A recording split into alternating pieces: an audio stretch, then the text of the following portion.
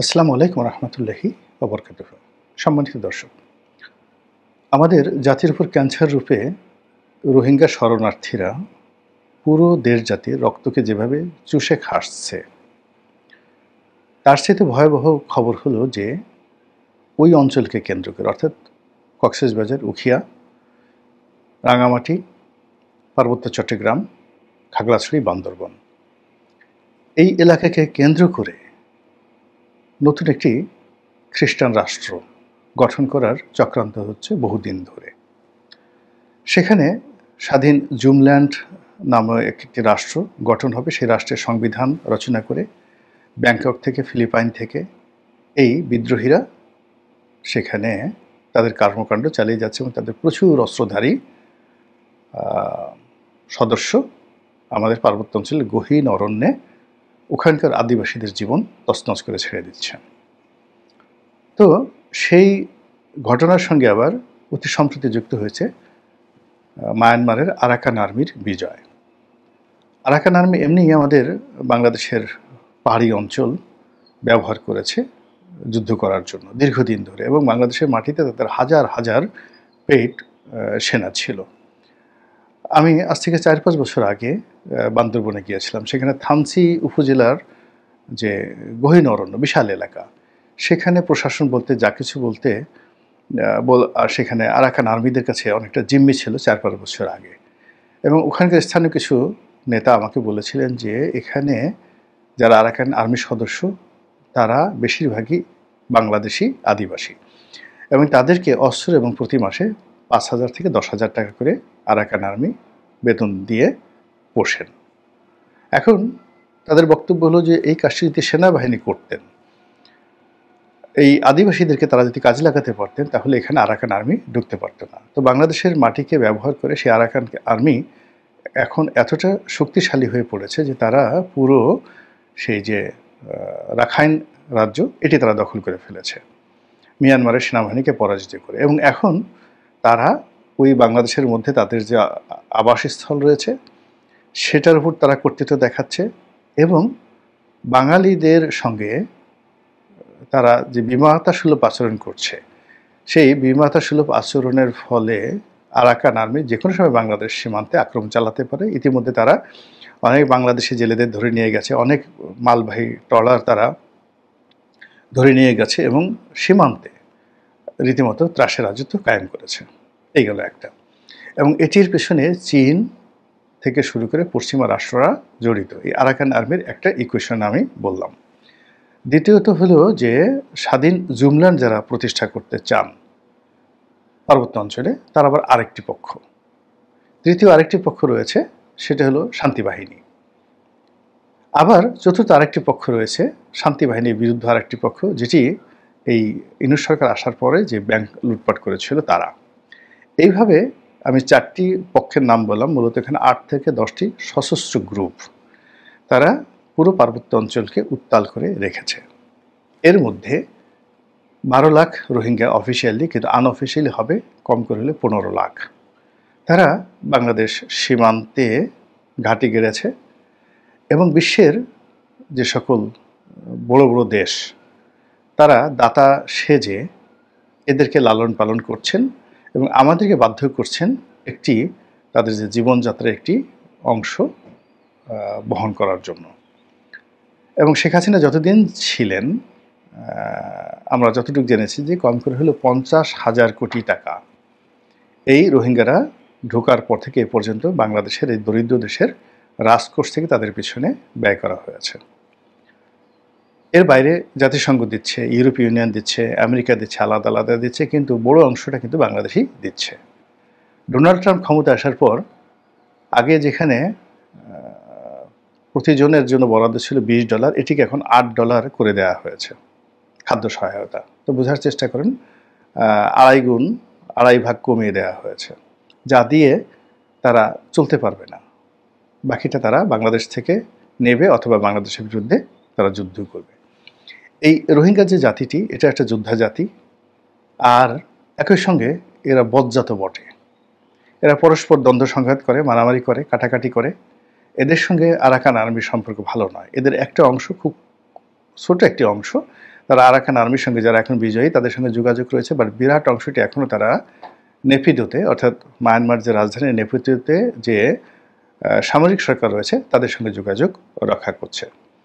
তারা স্থানীয়ভাবে আমাদের বাংলাদেশে যারা আছেন, চুরি, ডাকাতি, রাহাজানি, খুন, ধর্ষণ, একাধিক বিয়ে থেকে শুরু করে পতিতাবৃত্তি, এমন কোনো অপকর্ম নেই যে তারা সেগুলো কাজ করছে না। এবং তারা যে কোনো মানুষকে যদি একবার তাদের ক্যাম্পের মধ্যে ঢুকিয়ে ফেলতে পারে, ওখান থেকে বের করে আনার ক্ষমতা সেনাবাহিনীর আছে কি না সেনাবাহিনী ভালো বলতে পারবে। তো এইভাবে আমাদের দেশের কিছু মোল্লা, তারা যখন এই রোহিঙ্গারা আসলো, হঠাৎ করে তারা আবেগপ্রবণ হয়ে গেল, তাদেরকে আশ্রয় দিতে হবে, মুসলমান জাতি ভাই, এই সকল মোল্লাদের একজনকে এখন পাওয়া যাচ্ছে না। এবং কোনো মোল্লা গিয়ে সেখানে 2-4 লাখ টাকা, 20 লাখ টাকা দিয়েছেন, এরকম ঘটনা আমার জানা নেই। তো এই মোল্লারা তখন একটা ভাইব তুলেছে, রাজনৈতিক দলগুলো তখন ভাইব তুলেছে। আর শেখ হাসিনার মনে একটা দুরাশা ছিল যে তিনি এই জাতিগোষ্ঠীকে বাংলাদেশে আশ্রয় দিয়ে তিনি নোবেল পুরস্কার লাভ করবেন। নোবেল তো তিনি পাননি, অধিকন্ত এই যে অর্থনৈতিক সংকট, অর্থাৎ জাতীয় বাজেট থেকে যদি 50,000 কোটি টাকা গত 10 বছরে গিয়ে থাকে সেখানে, এই দায় শেখ হাসিনাকে বহন করতে হয়েছে। ফলে তার ব্যাংক শূন্য হয়েছে, জাতীয় অর্থনীতি জিডিপির মান কমে গেছে এবং তাকে শেষ পর্যন্ত নির্মমভাবে পালিয়ে যেতে হয়েছে। নোবেল পুরস্কার জোটা তো দূরের কথা, যে অপমান এবং যে কষ্ট, দৈনন্দিন কষ্ট নিয়ে তিনি এখন দিনাতিপাত করছেন, এর সাথে মরে যাওয়া অনেক অনেক ভালো। নতুন যে সরকার এসছে, ডক্টর মোহাম্মদ ইউনূস সরকার, তিনি এই ক্ষমতা আসার পর হঠাৎ করে এখানে জাতিসংঘের মহাসচিব আসলেন। তো এই সময় তার আসার কথা নয়, বিভিন্ন কারণে এটি আমাদের জন্য ভয়ঙ্কর হয়ে পড়েছে। প্রথম কারণ হলো মিস্টার ইউনূসের সঙ্গে ডোনাল্ড ট্রাম্পের সম্পর্ক একেবারে দা কুমড়া সম্পর্ক, তার সঙ্গে বাইডেন প্রশাসনের ভালো সম্পর্ক ছিল, এই গেল একটা। দ্বিতীয়ত, যিনি বর্তমান মহাসচিব রয়েছেন অ্যান্থনি গুতেরেস, তার সঙ্গে ডোনাল্ড ট্রাম্প প্রশাসনের সম্পর্ক ভালো নয়। ইতিমধ্যে ডোনাল্ড ট্রাম্প জাতিসংঘের যে সকল প্রতিষ্ঠানে ব্যাপক অর্থ বরাদ্দ দিত, সেখান থেকে তারা অর্থ প্রত্যাহার করে নিয়েছে এবং জাতিসংঘের বেশ কয়েকটি প্রতিষ্ঠান থেকে তাদের সদস্যপদ পর্যন্ত আমেরিকা প্রত্যাহার করে নিয়েছে, যেটা একটা অথর্ব প্রতিষ্ঠান। এরা চুরি করে, চামারি করে, আমাদের টাকা নিয়ে বিশ্বের বিভিন্ন দেশে তারা দেওয়ার চেষ্টা করে, নিজেরা খায় 80 টাকা আর খরচ করে 20 টাকা। ফলে এরকম অথর্ব প্রতিষ্ঠানে আমরা আর জনগণের ট্যাক্সের টাকা দেব না। তো সেই অবস্থাতে দুইজন লোক, অর্থাৎ অ্যান্থনি গুতেরেস, যে কিনা ডোনাল্ড ট্রাম্পের শত্রু, আর ডক্টর মোহাম্মদ ইউনূস, যিনি কিনা ডোনাল্ড ট্রাম্পের বন্ধু নন, এই দুজনের একটা সম্মিলন হলো এই সময়টিতে রোহিঙ্গা ক্যাম্পে এসে। আপনার কি মনে হয় এটা কোনো সাধারণ ঘটনা, বা এর মধ্যে কি কোনো ইঙ্গিত নেই আগামী দিনের রাজনীতির? দ্বিতীয়ত, এখানে একটা ইফতার পার্টি হয়েছে, 1 লক্ষ লোকের ইফতার পার্টি, এবং অবাক করার ব্যাপার হলো যে রোহিঙ্গারা সাধারণত চট্টগ্রামের আঞ্চলিক ভাষায় কথা বলেন।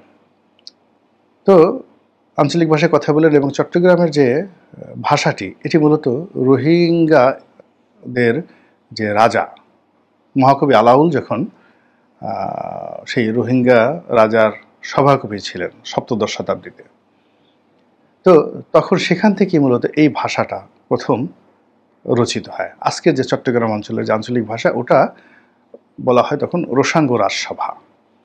তো আলাউল তখন ওই ভাষাতে, অর্থাৎ স্থানীয় ভাষাতে একটি মহাকাব্য রচনা করেছিলেন, পদ্মাবতী।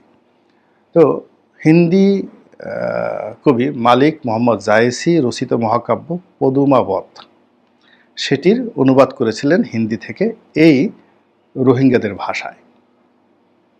তো সেই রোহিঙ্গাদের ভাষায় তিনি অনুবাদ করেছিলেন, এই গেল এক।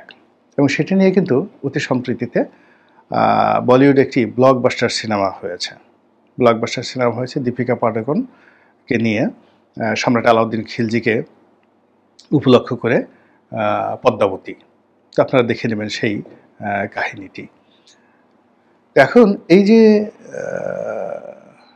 রোসাঙ্গ রাজসভাতে বা রোহিঙ্গা রাজসভাতে যে ভাষার উদ্ভব হলো, চট্টগ্রামের ভাষার, এই গেল একটা উপলক্ষ। দ্বিতীয় উপলক্ষ হলো চট্টগ্রাম, পার্বত্য চট্টগ্রাম, খাগড়াছড়ি, বান্দরবন থেকে শুরু করে আমাদের একেবারে ফেনী নদীর এই পর্যন্ত, কুমিল্লা পর্যন্ত, এটা কিন্তু একসময়, শুধু একসময় নয়, প্রায় দীর্ঘ 700 থেকে 800 বছর ওই রোহিঙ্গা রাজাদের অধীনে ছিল।